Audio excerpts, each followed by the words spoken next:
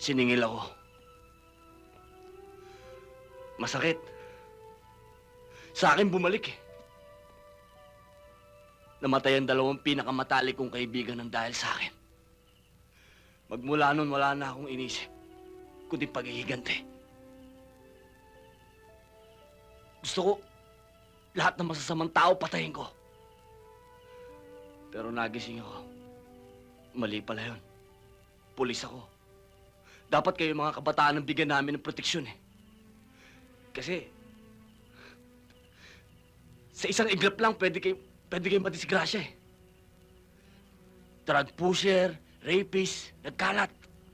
Wala akong gustong gawin kundi hanapin sila lahat, lipulin, ubusin.